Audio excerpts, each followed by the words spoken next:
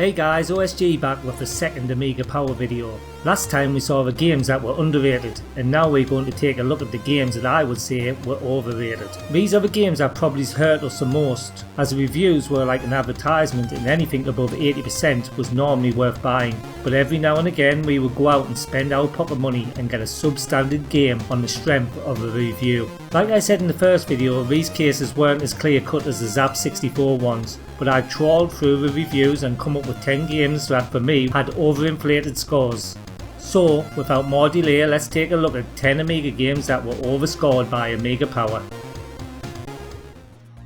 Kicking us off in 10th place we have Last Ninja 3. This game was reviewed in issue 7 of Amiga Power and scored 80%. So Last Ninja 1 and 2 on the C64 are amongst my favourite C64 games ever made, but I just don't think that the Amiga games ever lived up to the 8-bit games. Yeah, they had nicer graphics and the music was okay, although nothing could beat the SID, but the fiddly controls that we knew from the C64 was somehow made even worse on the Amiga. Last Ninja 3 for me is a much dated style of game on the Amiga that worked on the C64, but for the Amiga we wanted more. The bottom line in the review actually states that the game really didn't do anything for the Amiga Power team, but then the reviewer still gave it 80%, which is ridiculous. Maybe they didn't want to fall out with System 3 or something, but I'd give this a maximum of 56%, and that's a difference of 24%.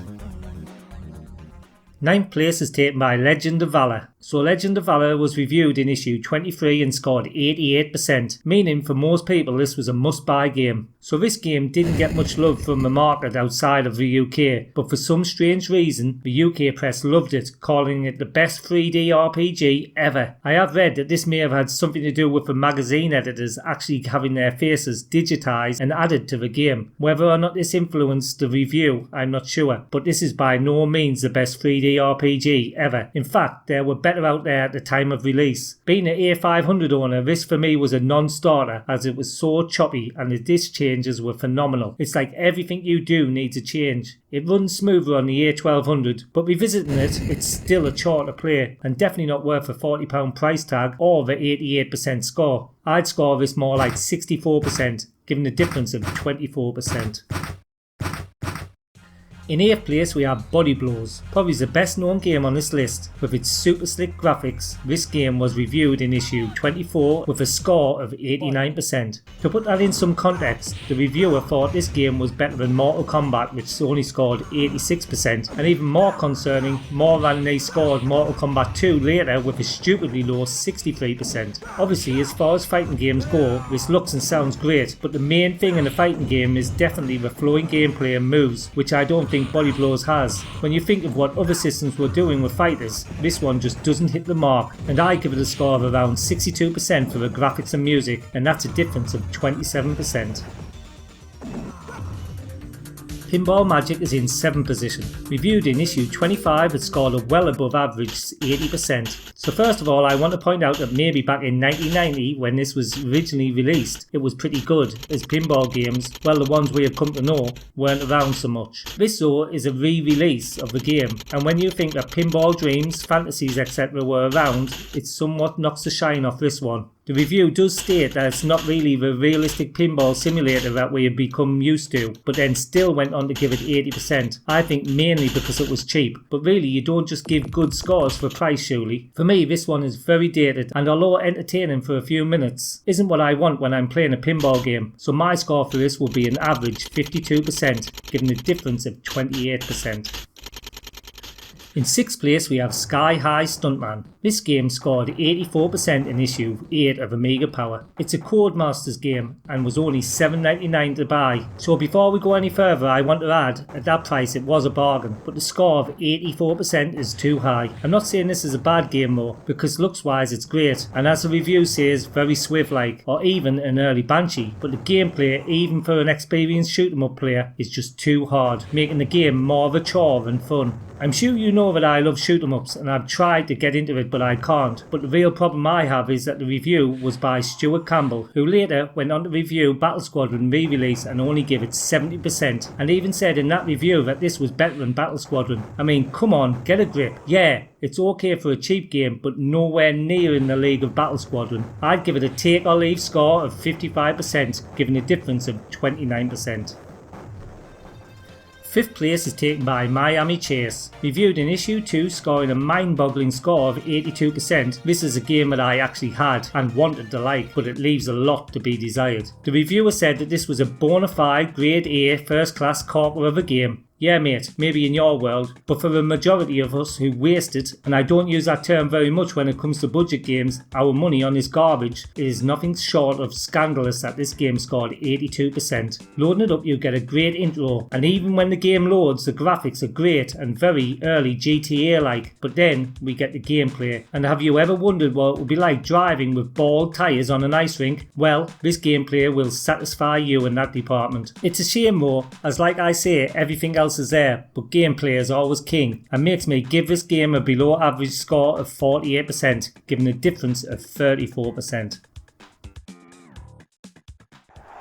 Rugby The World Cup is in 4th position. A bit of a niche genre here, scoring a massive 86% in issue 8 of Amiga Power. So in the review the guy gets all excited comparing it and even saying in some ways it's better than Kickoff and that all sports fans should definitely be adding this to their shopping list. Well, I was heavily into sports and even played scrum half for my local rugby team, so surely this one was for me, right? Well, no, wrong. From the outside it looks like it could be a good rugby sim, but the computer AI is a nightmare, so you find yourself trying to do everything yourself, and then there's the scrums, which involve waggling and often breaking your joystick to win. I'm not against waggling, but for me, with the Amiga, I thought we moved on from all that. My score for this game would be an average 51%, giving a difference of 35%.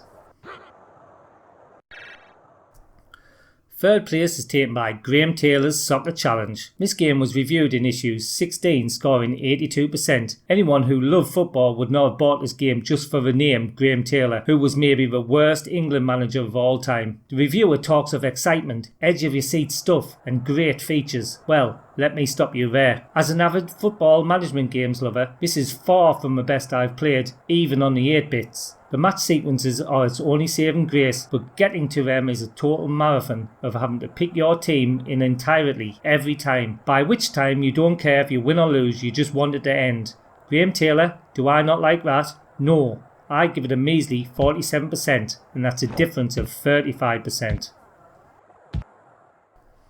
In 2nd place we have Empire Soccer 94. Reviewed in issue 40 and given a nosebleed score of 90%, this was dubbed as the Speedball 2 of football games. Well yes, I agree, it does look a lot like the Bitmap Brothers classic, but that's where the similarities end. I mean, I'll agree with the reviewer that it is a good looking game, but football games are all about the gameplay. And remember, this was after Sensible Soccer that Amiga Power only scored 93%, and in no way is this game within 3% of how good that game was and still is. Another thing that bothers me is, after the last video when we saw the low score they give to European champions, it makes this 90% score even more of a piss take. For me, this one's a bit too much bells without whistles, and I would score it 52%, and that's a difference of 38%.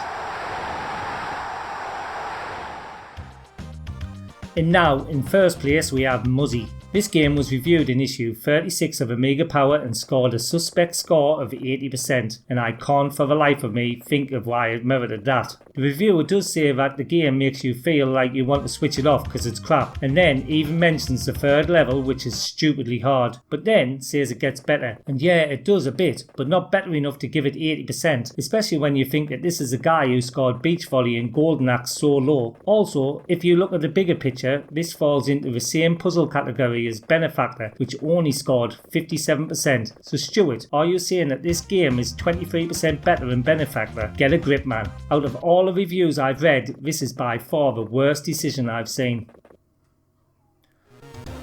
Okay, that's it for this video. It's been interesting to see just how much out these scores were. Unfortunately, unless reviewers want to explain themselves, we will never know if they were just wrong or backhanders were involved in some of these terrible discrepancies. Let me know in the comments below if you can remember buying a game on the strength of an Amiga Power review, only to load it up and be truly disappointed. Please remember to like this video and subscribe to my channel for more great retro content. And if you enjoy my content so much that you want to support my channel like these superstars going up the screen right now, get on over to my Patreon page and pledge for as little as $1, which will get your name in the end credits and Amiga cractro, video requests and more in the future. Till next time, this is OSG signing out.